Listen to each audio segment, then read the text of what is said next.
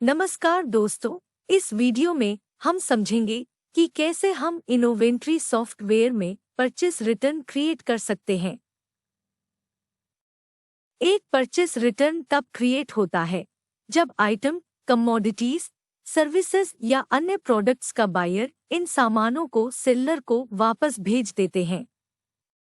तो जब हमें खरीदे गए प्रोडक्ट्स को वापस करना होता है तो हम परचेस रिटर्न बनाते हैं। अब हम एक परचेस रिटर्न बनाएंगे। ऐसा करने के लिए हमें purchase return dialog box launch करना होगा।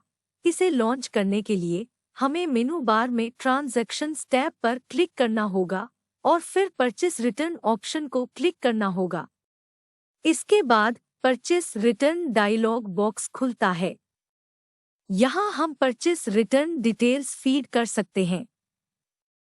उदाहरण के लिए हम लेजर नेम में सप्लायर का नाम जैसे आकाश एंटरप्राइजेस टाइप करेंगे।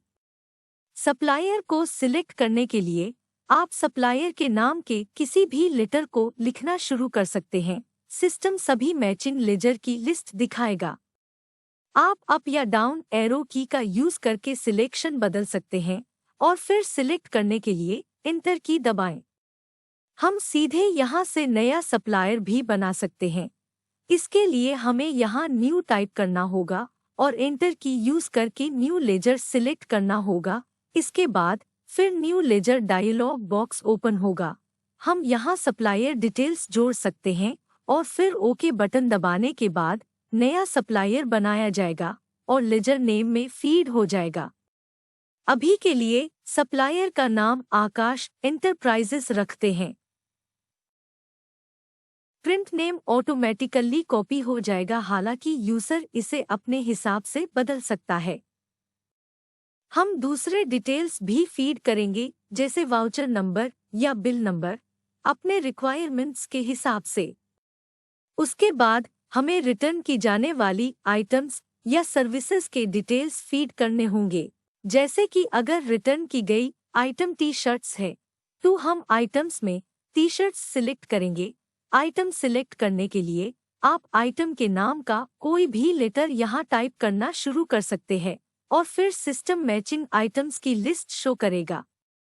आप सिलेक्शन को अप या डाउन एरो की का यूज करके बदल सकते हैं और सिलेक्ट करने के लिए एंटर की प्रेस कर सकते हैं।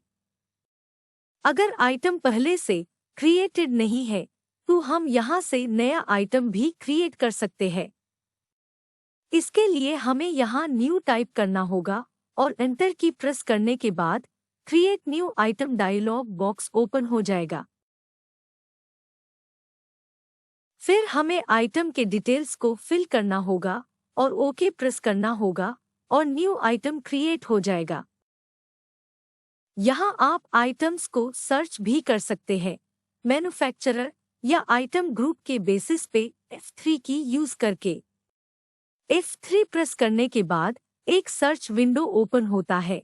यहाँ आप आइटम्स को फिल्टर कर सकते हैं कीवर्ड्स का यूज करके जैसे टी शर्ट और फिर एंटर प्रेस करके सिलेक्ट कर सकते हैं। इसके बाद हमें बाकी डिटेल्स फिल करना है जैसे कि क्वांटिटी जैसे 5 यूनिट। बाकी डिटेल्स जैसे रेट ऑटोमेटिकली फीड हो जाते हैं उन डिटेल्स से जो हमने आइटम क्रिएट करते समय डाला था। अगर आपने टैक्स क्लास डिफाइन किया हो आइटम क्रिएट करते समय, सिस्टम ऑटोमेटिकली एप्लीकेबल टैक्स यहाँ फीड कर देगा। अगर टैक्स डिफाइंड नहीं है तो हम यहाँ ड्रॉप डाउन मेनू से भी जीएसटी सिलेक्ट कर सकते हैं जैसे जीएसटी 12। फिर हमें ऐड आइटम बटन पे क्लिक करना होगा और आइटम डिटेल्स परचेस रिटर्न में रजिस्टर हो जाएंगे। हम बारकोड का यूज करके भी आइटम फिल कर सकते हैं। जैसे अगर हमें जीन्स ऐड करना है तो हम बारकोड फील्ड में उसका बारकोड जो कि हमने आइटम क्रिएट करते समय फीड किया था वो डालेंगे जैसे 528694 और फिर एंटर प्रेस करेंगे और आइटम ऑटोमेटिकली ऐड हो जाएगा जैसा कि हम यहाँ देख सकते हैं। हम आइटम डिटेल्स को एडिट या डिलीट भी कर सकते हैं इन बटन्स का यूज करके। डिटेल्स को एडिट करने के लिए हमें आइटम को सिलेक्ट करना होगा और फिर एडिट बटन पे क्लिक करना होगा। फिर हम डिटेल्स एडिट कर सकते हैं। जैसे हम यहाँ क्वांटिटी के जगह पे 1 से 2 डालेंगे और फिर ऐड आइटम बटन पे क्लिक करेंगे और परचेस रिटर्न एडिट हो जाएगा, जैसा कि हम यहाँ देख सकते हैं। इसी तरह आइटम डिलीट करने के लिए हमें आइटम को सिलेक्ट करना होगा और फिर डिलीट बटन पे क्लिक करना होगा और आइटम डिलीट हो जाएगा। यहाँ हमें सर्विसेज ऐड करने की सुविधा भी दी गई है। ऐड सर्विस बटन का यूज करके हमें ऐड सर्विस बटन पे क्लिक करना होगा और सारी इंफॉर्मेशन जैसे कि क्वांटिटी, रेट और अमाउंट डालना होगा और ओके प्रेस करना होगा। इसके बाद सर्विस ऐड हो जाएगी। इसके बाद हम पेमेंट मोड सिलेक्ट कर सकते हैं इस ऑप्शन से, जैसे कैश, पेटीएम या दूसरा पेमेंट मोड। हम यहाँ ट्रांसपोर्ट डिटेल्स भी डाल सकते हैं ट्रांसपोर्ट डिटेल्स टैब यूज करके। इन डिटेल्स को फिल करने के बाद हमें ओके बटन पे क्लिक करना होगा और परचेस रिटर्न क्रिएट हो जाएगा। यदि आप अपने परचेस वाउचर के सभी या कुछ आइटम वापस कर रहे हैं तो परचेस रजिस्टर में परचेस ट्रांजैक्शन से परचेस रिटर्न बनाना बहुत आसान है।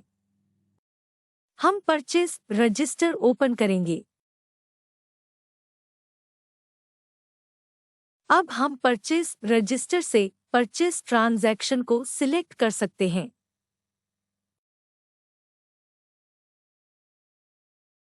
और डुप्लीकेट ऑप्शन में ड्रॉप डाउन एरो पर क्लिक करें और फिर क्रिएट परचेज रिटर्न पर क्लिक करें तो हम देख सकते हैं कि परचेस रिटर्न सभी परचेस्ड आइटम्स के साथ बनाई गई है। यदि जरूरत हो तो आप किसी भी आइटम को हटा सकते हैं या क्वांटिटी बदल सकते हैं। परचेस रिटर्न को क्रिएट करने के लिए ओके दबाएं।